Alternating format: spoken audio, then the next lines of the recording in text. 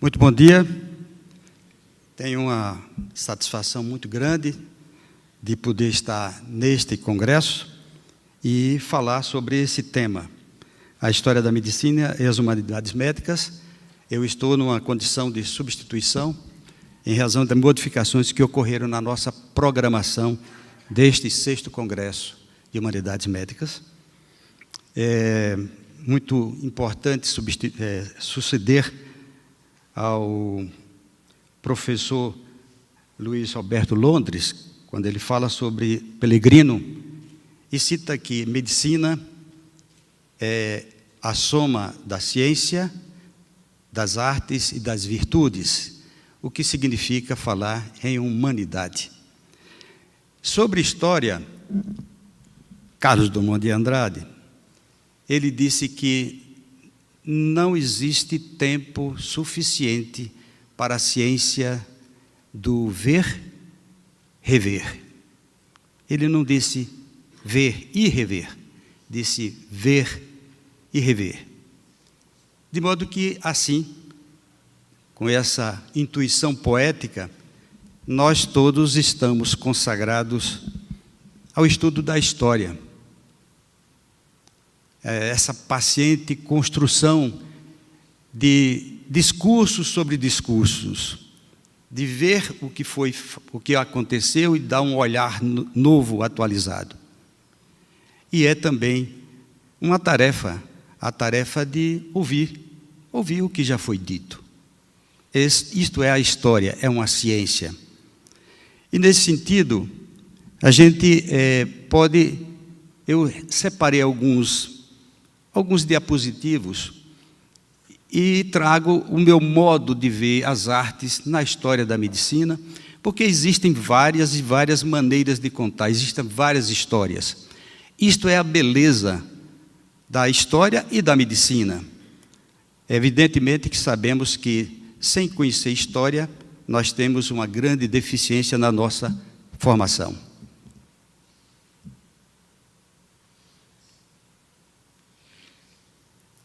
Então, está aí, muito obrigado por ter lido aí o meu currículo, mas, de qualquer maneira, eu quero dizer da satisfação de ser coordenador desta comissão e saudar o meu companheiro de comissão, Armando Câmpora, que está aqui presente, e com quem tenho aprendido muito bem umas inquirições que ele faz quando a gente está discutindo nas nossas tertúlias.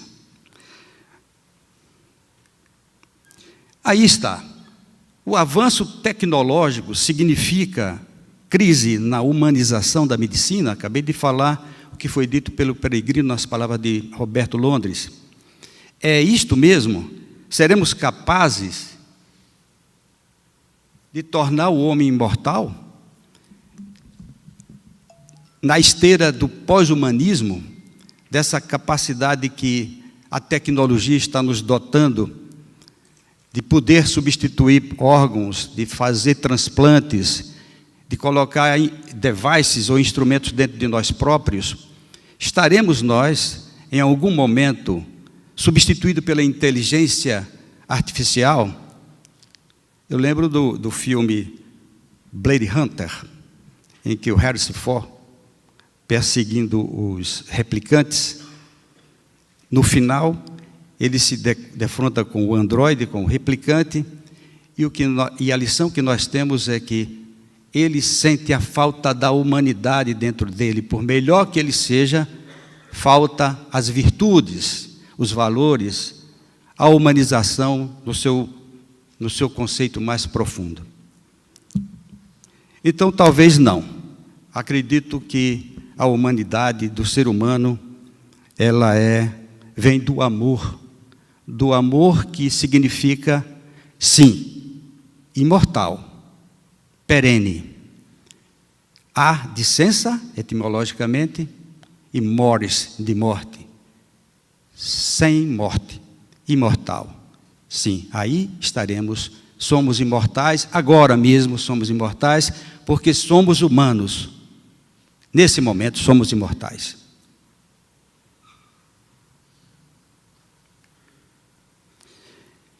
As diretrizes curriculares nacionais do curso de medicina em graduação está muito claro, esclarece o médico que nós queremos para atender a população brasileira.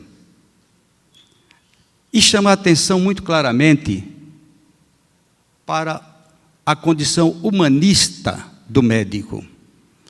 Existem muitas outras atribuições, responsabilidade social, no âmbito individual e coletivo, com compromisso com a defesa da cidadania, que é algo que nos toca muito de perto, na ética, da dignidade humana, da saúde integral do ser humano, e tendo como transversalidade na sua prática, sempre a determinação social do processo de saúde e doença.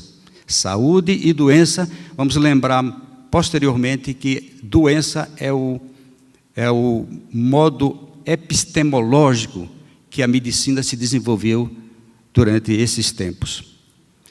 De certo modo, há um pouco de dificuldade da gente entender a própria política, a implantação da política de saúde no país, pelo que nós estamos presenciando um número muito grande de faculdades de medicina que, de certo modo, desdiz o que as diretrizes curriculares estão apontando, porque o governo, de certo modo, está formando, ou está contribuindo para a formação de médicos sem o devido contexto, o devido estofo de um médico adequado cientificamente e humanitariamente para atender a população.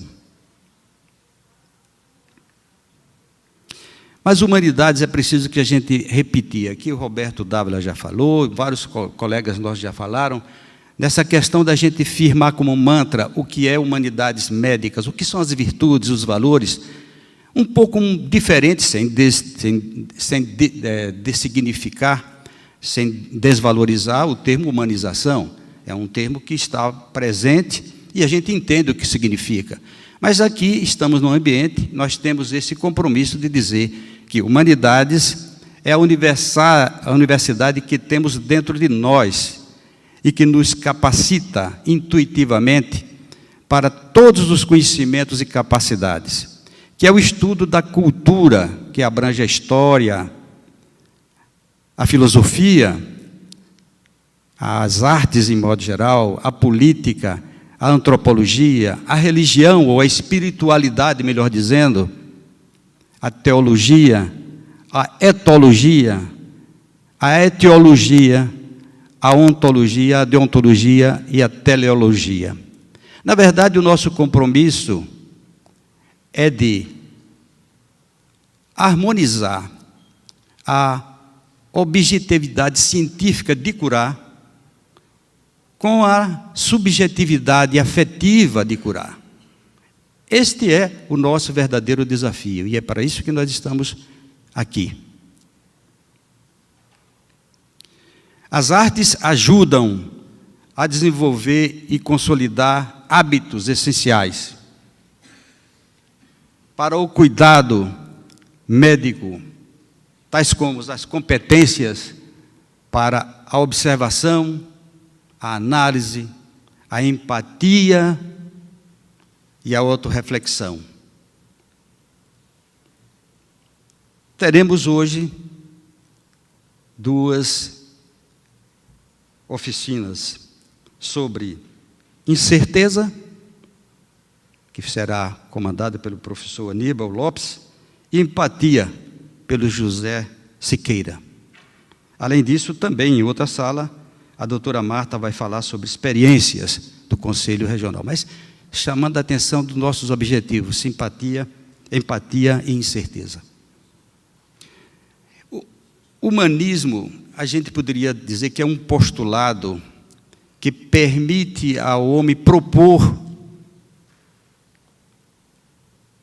a capacidade de ver o ser humano na sua totalidade.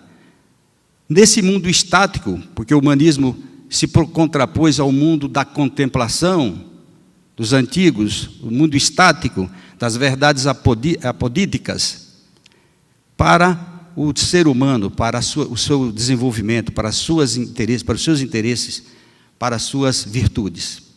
É isto que a gente entende como humanismo, esse postulado. Para ser médico, não basta saber medicina, é preciso conhecer as humanidades médicas. Este é um quadro que já foi muito bem elucidado, trabalhado pelo professor Ilmar, mas é para lembrar que o professor Rubem Alves, ele se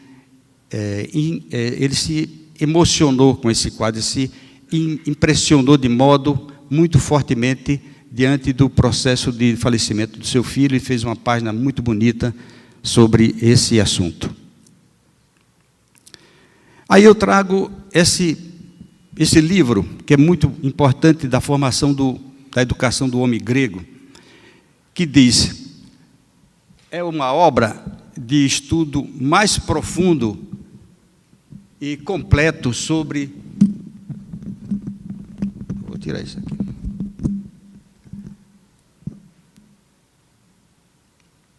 Ops. Aí não. Acho que aqui deu para ver melhor. Estou mais perto de vocês. É a obra de estudo mais profundo e completo sobre os ideais da formação e da educação do povo grego antigo. A medicina, por estar voltada para o corpo e o espírito, explica-se pelo seu fecundo encontro com a filosofia.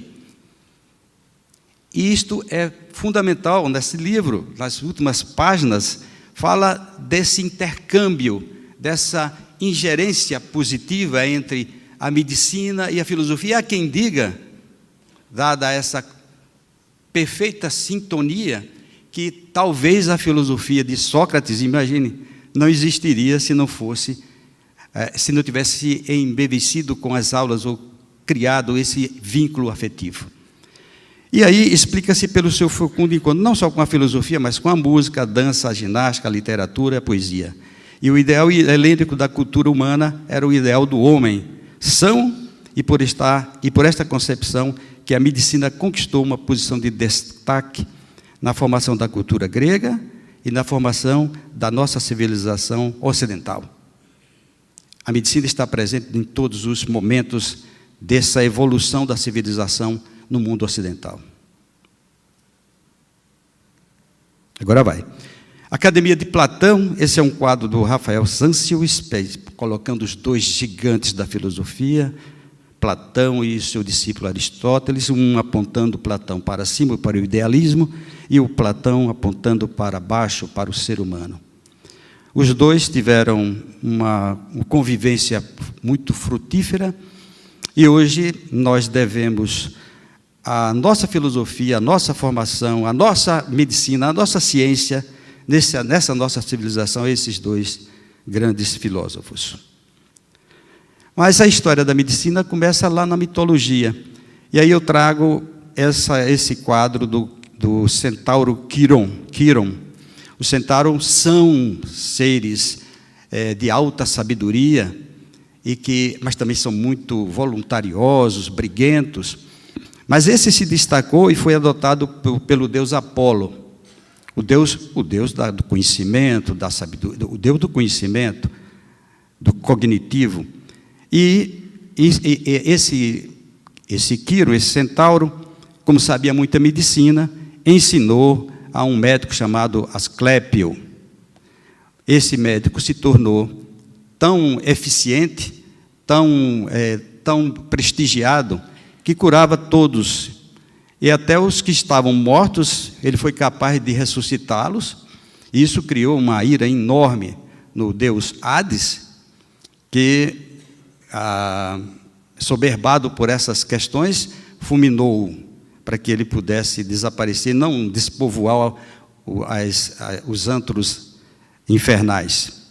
Mas aí então Apolo, por causa da sua mulher, o ressuscitou e ele se tornou o nosso semideus, ou deus da medicina, que está aí com o caduceu, o nosso símbolo que nós carregamos para todo lugar, nas nossas lapelas, ele está aqui presente. Esses mitos são importantes, né? A mitologia tem uma importância fundamental, até mesmo para explicar, quando não era possível explicar cientificamente, a condição do ser humano na face da Terra. Mas aqui está o nosso Hipócrates, o chamado pai da medicina. Esse sim retirou do âmbito do conhecimento sobrenatural, de que as doenças eram uma intromissão ou uma introdução de um ser superior, um ser suprafísico, que entrava no ser humano e provocava a doença, foi Hipócrates, ou uma legião de médicos chamados Hipócrates, que estabeleceram a naturalização da doença, e estabeleceu hoje o que nós conhecemos como ciência médica. Ele faz uma abordagem natural das doenças. E aí, o mais importante de tudo são, para nós, os aforismos, que é a parte mais popular da sua grandiosa obra, que é chamada de Corpus Hippocraticum. Então, são muitos e muitos aforismos, evidentemente que nós todos, muitos médicos já conhecem bastante as obras de Hipócrates, e não teríamos condições de enumerar muitos desses aforismos. Mas eu trouxe esse aqui. A vida é curta, a arte é longa, a ocasião fugidia, o julgamento difícil. É preciso fazermos não somente o que é conveniente, mas fazemos também com que o doente, os assistentes e as coisas exteriores concorram para isto. É tudo o que nós queremos da medicina hoje, que o médico seja capaz de olhar para o paciente, para o interior do paciente, para olhar os circunstantes, os familiares, respeitar as vontades, os interesses dos familiares e também dos assistentes, daqueles que estão ao redor, no entorno desse atendimento médico. Daí, essa é a mensagem inviolável e perene. Essa é a mensagem do Hipócrates.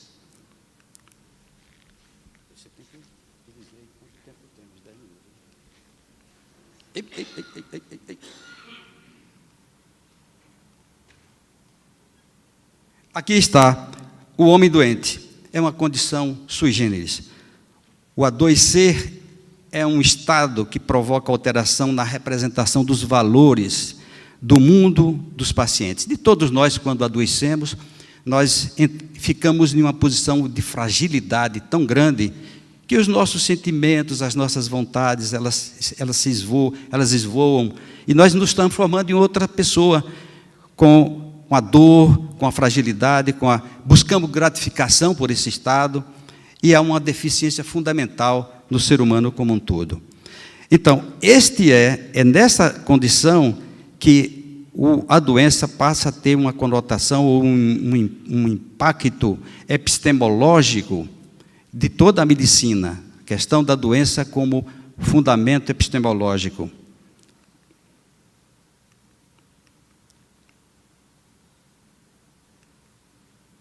Acho que travou.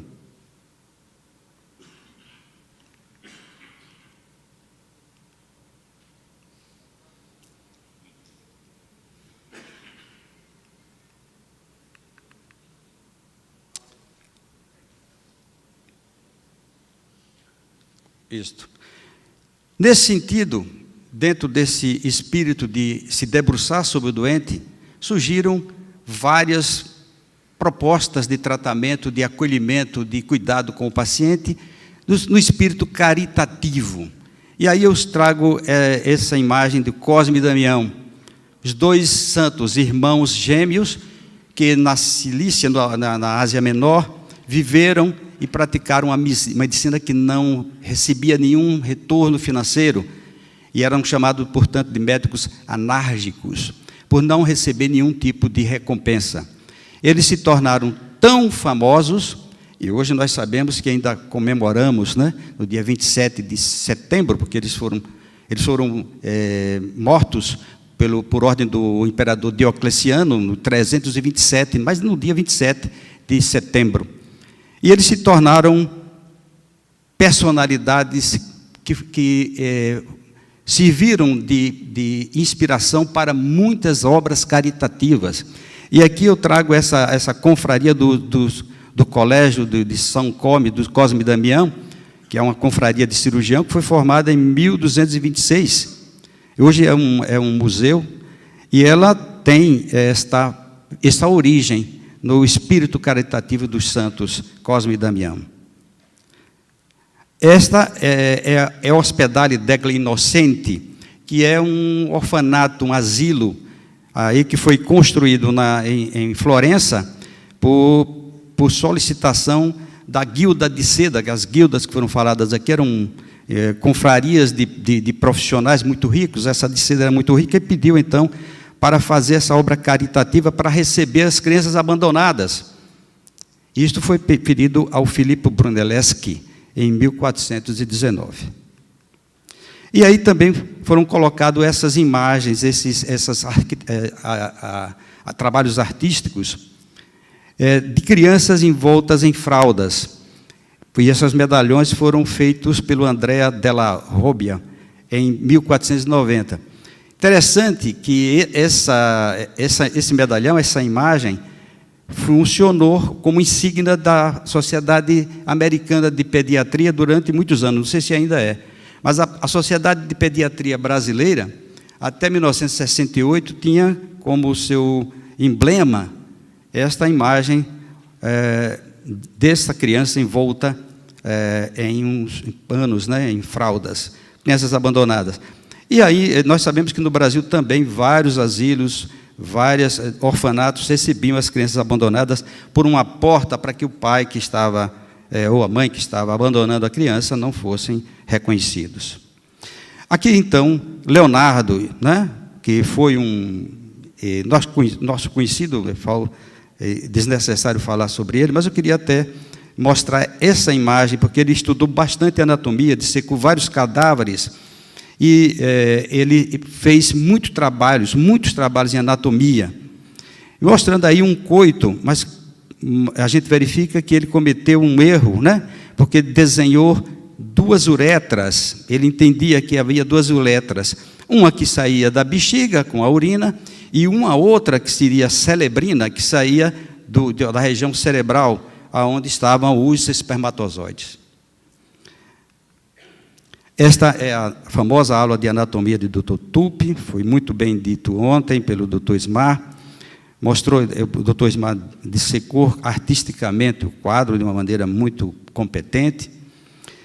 Mas eu salientei apenas esta questão aqui, do olhar do Dr. Tupi, que ele está numa posição professoral, doutoral, está ensinando, e especialmente os olhares dos alunos, dos médicos que estavam assistindo à prática anatômica, à dissecção do cadáver. Este é o olhar que muda, este é o olhar que muda a concepção do que nós tínhamos antes, e é esse olhar que a gente tem que estar sempre modificando a história da medicina, em busca de um melhor atendimento. O nascimento da anatomia moderna, claro, Andreas Vesalius. Ele escreveu esse livro, belíssimo livro, que o meu amigo Lúcio Prado esteve presente na Academia Francesa de Medicina. Esse livro é guardado com muito cuidado, e somente para um grupo especiais de visitantes é que ele é mostrado. Há uma pessoa especial que traz o livro e abre o livro e mostra esse livro, que é belíssimo, um dos melhores trabalhos que nós que temos acesso. Foi feito em 1543 pelo Andreas Vesalius. E as ilustrações é desse senhor Jan van Kalkar. Belo livro. O Andreas Vesalius se tornou um homem muito conhecido. Ele foi da corte de Carlos V, depois o Francisco II também incorporou nas suas hostes. Mas ele sofreu um processo pela Inquisição, processo de morte, e ele teve que se afastar, foi pagar essa penitência em Jerusalém. E na sua volta, ele acabou morrendo nas costas, numa das ilhas gregas.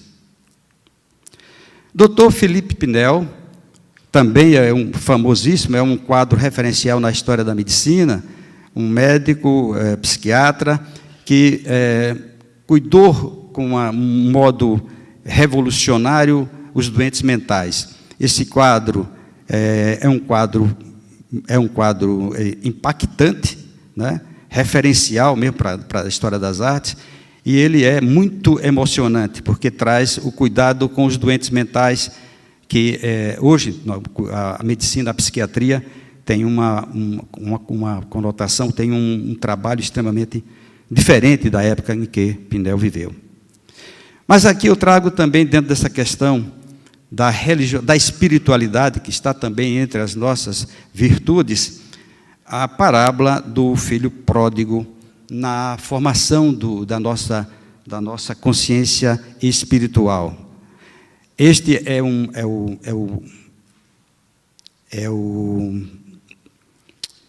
a metáfora mais importante do livro de Lucas a respeito da misericórdia divina. Todos nós conhecemos essa história. E o Rembrandt pintou esse quadro colocando em primeiro plano os personagens principais, onde está o diálogo, né? O pai carinhoso que recebe o filho que estava perdido e o acolhe depois de que ele esbanje na esbórnia todos os seus dinheiros, todos os seus recursos. O outro filho que está ao lado direito, muito repreensivo e invejoso, porque fez tudo pelo pai, e o pai agora recebe aquele que perdeu toda a sua fortuna. Mas notem que Rembrandt coloca no centro do quadro, naquele ponto de fuga, ele coloca a imagem da mãe. Quer dizer, com a essência da mãe, o pai, naquela sociedade paternalística, o paternal, o acolhe o filho, mas sobre o cuidado, o carinho da mãe. Este é a misericórdia divina, o amor que Deus tem por todos nós. A gente poderia ter uma conotação também do lado da secularização, com o princípio da ética da alteridade, porque a identidade não é dada por nós próprios, a identidade de nós é dada pelo outro, é o outro que nos vê e que nos compõe. E aí é com o olho do outro, com a visão do outro, que nós podemos ter compreensão, solidariedade e compaixão.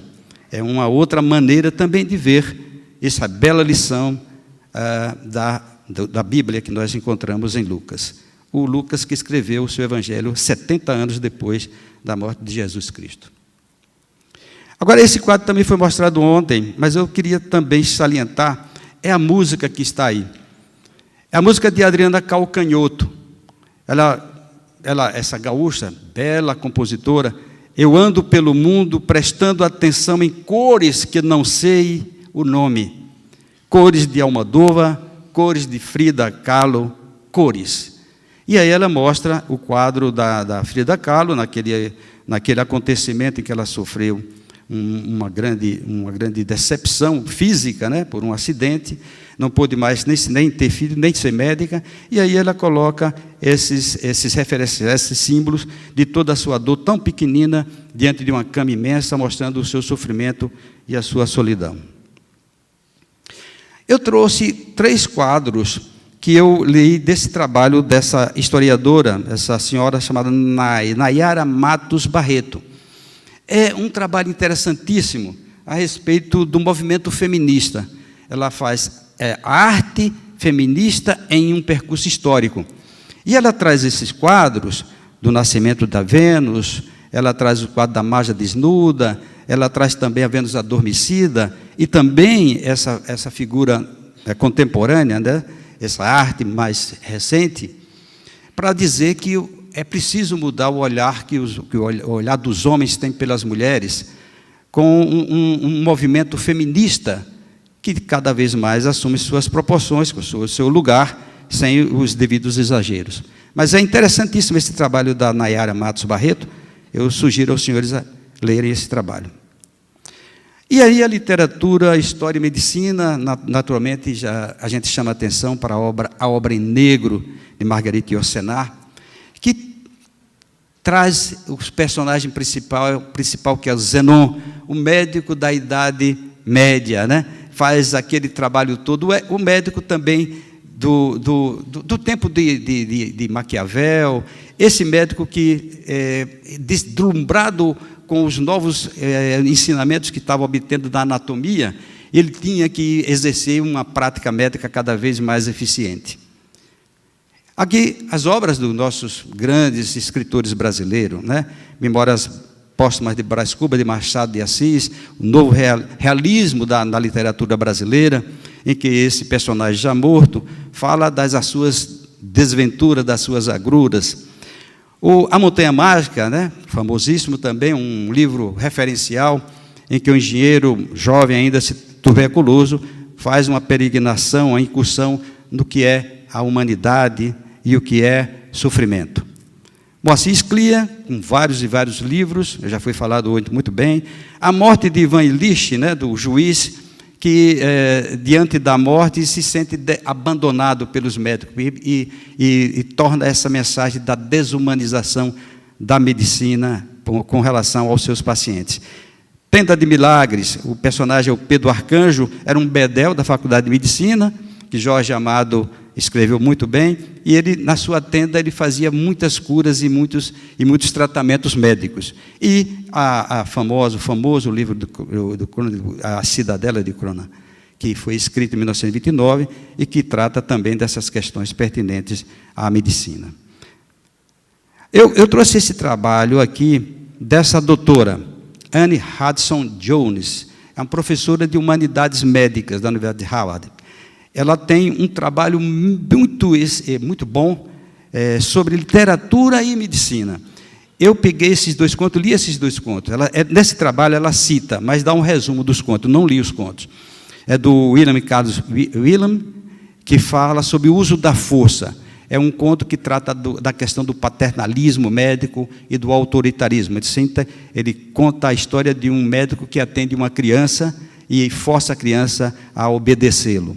E o outro é o do Richard Seltzer, que também fala sobre merci, a capacidade de ser misericordioso, e uma questão de brutalidade. A natureza feminina muito bem exposta, trabalhada, muito bem comentada por Balzac, que é a mulher de 30 anos. A recuperação, disse uma escritora, uma amiga dele, que nenhum homem foi capaz de chegar tão perto da inteligência da mulher como ele chegou.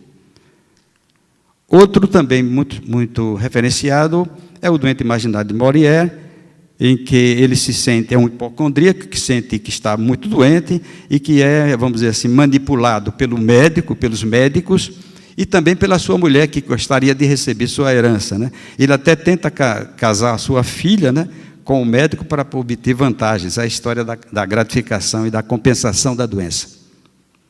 Machado de Assis, nesse muito belo livro, O Alienista, né, do Tubacamarte, que criou uma faculdade, um hospício chamado Casa Verde, e que decidiu internar as pessoas que ele achavam que estava doente, acabou internando 70% das pessoas, depois internou um vereador que achava que as pessoas tinham problemas de caráter, e no fim ele acabou ele mesmo se internando. Bom, o único normal aqui sou eu, vou ficar internado. Os outros que são anormais. Todos os outros são anormais. Baudelaire, essa tristeza, a sensibilidade da tristeza do ser humano. Flores do Mal, né, uma poesia maravilhosa, que ele fala da tristeza do ser humano de uma maneira, retratando de uma maneira poética. Um grande poeta francês. E agora eu trago esse aqui, que é o Alberto Giacometti. Eu acho interessantíssimo esse expressionismo suíço, porque eu gosto muito dessa escultura dele, o homem andando. Vejam, é do pós-modernismo, é do expressionismo do pós-modernismo. Essa figura desse homem esguio, de pernas longas, a verticalidade dessa escultura e a horizontalidade do piso onde ele está pisando. O homem sozinho, o homem que está, apesar de estar num ambiente cada vez mais de comunicação, muitas vezes nós nos sentimos isolados, até mesmo com o WhatsApp ou com as mídias sociais. Esse é o homem da pós-modernidade, o homem desse mundo que não tem fronteiras, que há uma desumanidade cada vez maior, com os refugiados, enfim, todo esse mundo conturbado, que a gente pensa realmente que o mundo está de cabeça para baixo. Mas a gente vai encontrar uma saída para isso, certamente. E, claro, a música, né? A música contada de um modo brejeiro, como Noel Rosa, que foi estudante de medicina, como nós todos sabemos, e que ele canta o coração. Coração, grande órgão propulsor, transformador do sangue venoso em arterial, Lúcia é capaz de cantar. Coração não és sentimental, mas entretanto dizem que és o cofre da paixão. Coração não estás do lado esquerdo, nem tampouco do direito, ficas no centro do peito, eis a verdade. Tu és para o bem-estar do nosso sangue, o que a casa de correção é para o bem da humanidade. Uma metáfora belíssima sobre o coração. Ele que se encantou logo no início pela medicina, mas depois ele desistiu e morreu muito jovem, mas criou obras magníficas. Feitiço da Vila, né? Cantada aí por Martinho da Vila, que tem uma música muito bonita chamada Desritmia, que fala da condição arrítmica do coração, chama desritmia, que nós chamamos de arritmia, né? E o nosso Luiz Gonzaga, Mandacaru, mostrando a mudança da personalidade da menina, de menina que se transforma em mulher.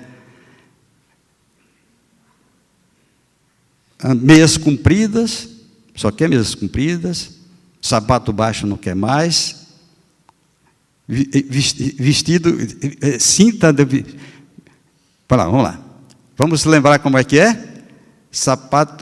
Meias compridas, não quer mais sapato baixo, um vestido bem cintado, não quer mais vestir chitão.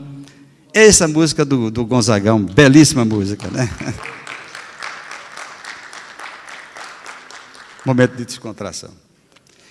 Agora sim, eu ontem perguntei aos dois que estavam aqui, o Ismar e o Roberto, o que tocou neles nessa aí. A mim o que tocou foi essa pintura, esse quadro, a descoberta da circulação sanguínea, porque eu sou cardiologista. Eu ensinava cardiologia e o professor José Leite Primo, que é o coordenador do curso de medicina, me disse: Henrique, ninguém quer ensinar a história da medicina. Rapaz, só tem você. Eu disse, mas eu tenho tantas ocupações. Ele disse, não, você faça o programa, é você que vai dar. E aí eu fui estudar medicina e me defrontei, que realmente esse me tocou.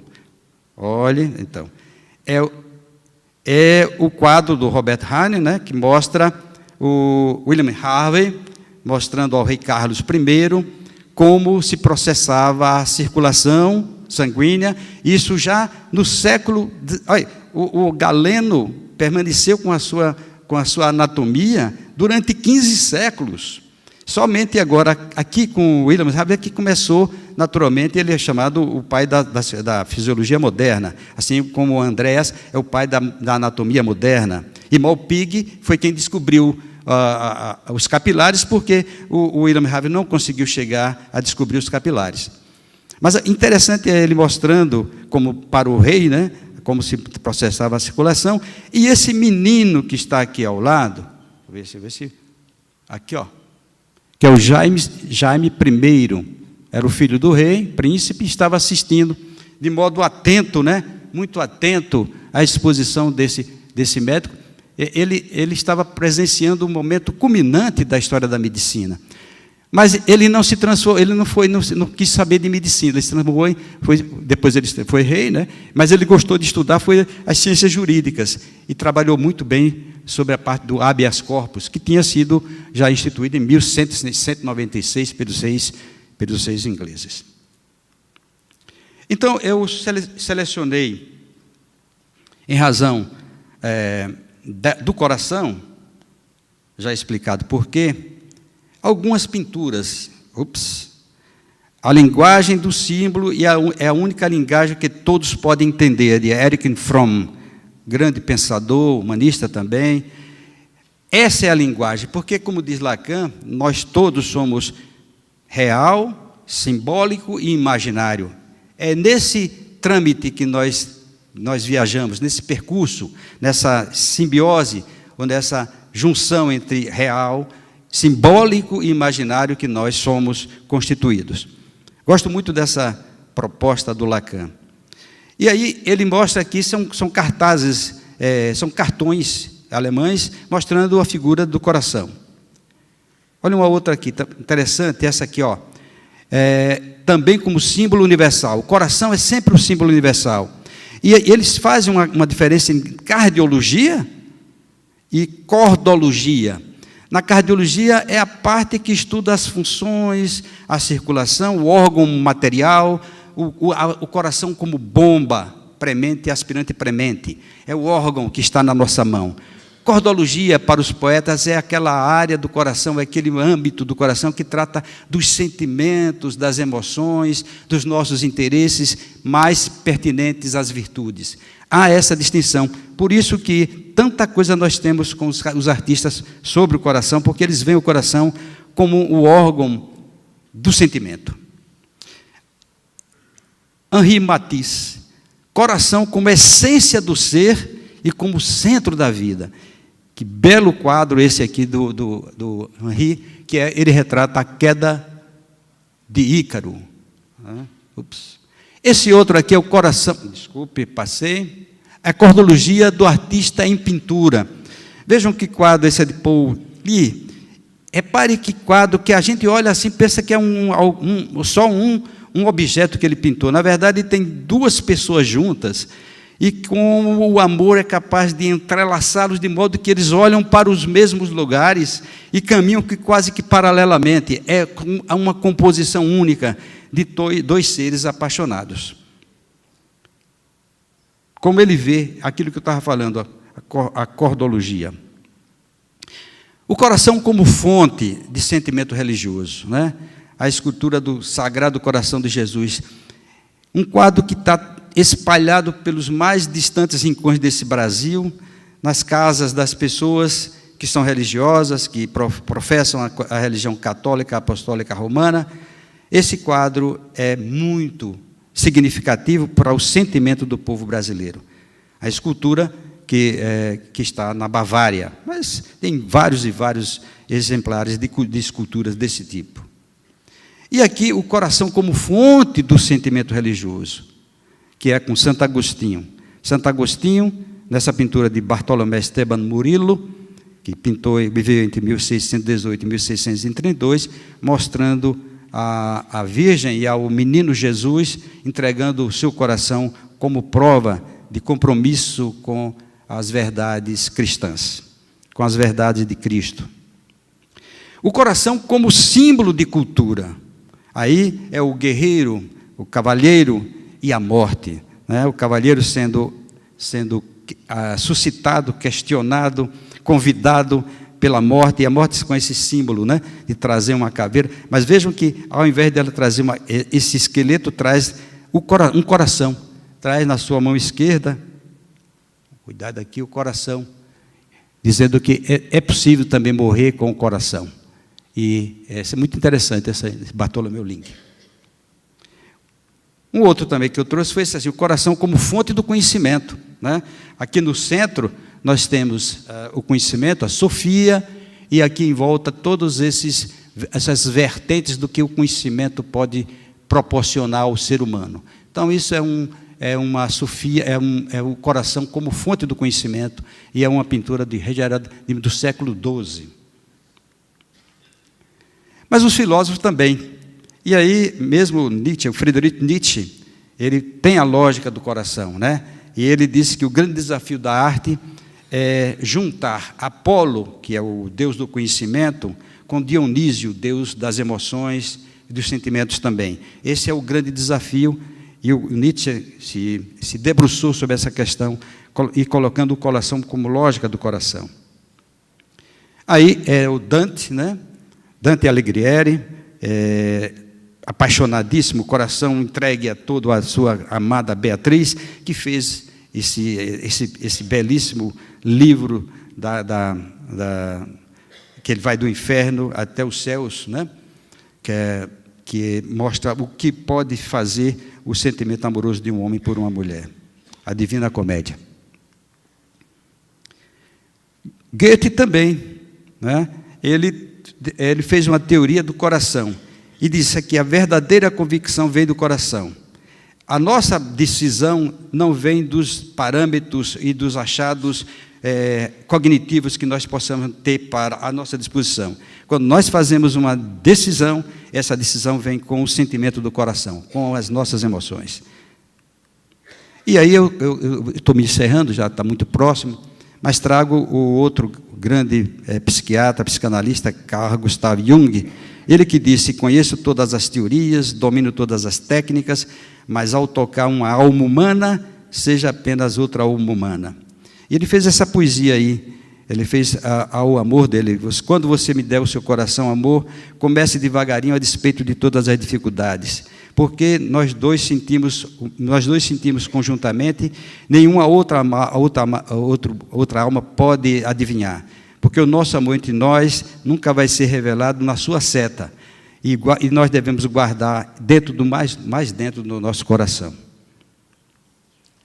Cláudio e Isabela, também mostrando o homem apaixonado, mas lá atrás existe uma guitarra, um bandolim, com a música que é capaz de recuperá-lo das dores do amor. Aí com a Isabela tentando acalentá-lo e dizer: esse momento vai passar. Mas a gente fica realmente, quando apaixonado, bastante doente dos sentimentos. Terminando, dizer: medicina e arte. Cada vez que um médico escreve um poema, pega um pincel para pintar um quadro, faz uma escultura, produz uma fotografia artística, toca um instrumento musical, canta uma peça de um coral ou escreve um texto literário, este médico, ao se engajar num ato criativo, reafirma, sustenta e embeleza algum dos princípios básicos da medicina. Essa é a nossa mensagem aos jovens, é isso que nós estamos querendo, que os cursos de medicina entendam isso, que é através do sentimento das artes que a gente pode tornar o médico melhor, mais sensível ao paciente como um todo. Tem esse princípio da alteridade. E aí a gente pode se encantar, né, com o Céu Estrelado de Van Gogh. Esse quadro está no Museu de Arte Moderna, fiz questão de ir lá, tirei uma foto, foi difícil tirar a foto porque é tanta gente em volta desse, não um quadro muito grande, mas realmente ele é muito bonito. Mas o que é mais bonito, me parece assim, ele é belíssimo o quadro, não está em cogitação, mas é as emoções das pessoas que estão em volta do quadro.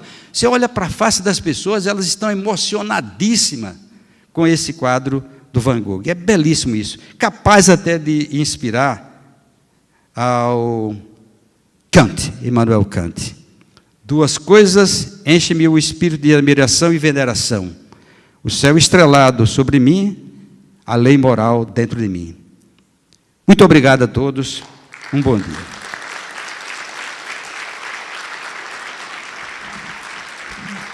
Obrigado, doutor Henrique, pela excelente palestra, né? Terminando agora, nesse primeiro momento, esse nosso congresso, né? E vamos passar a mãos do doutor Henrique o seu certificado. Parabéns, doutor Henrique.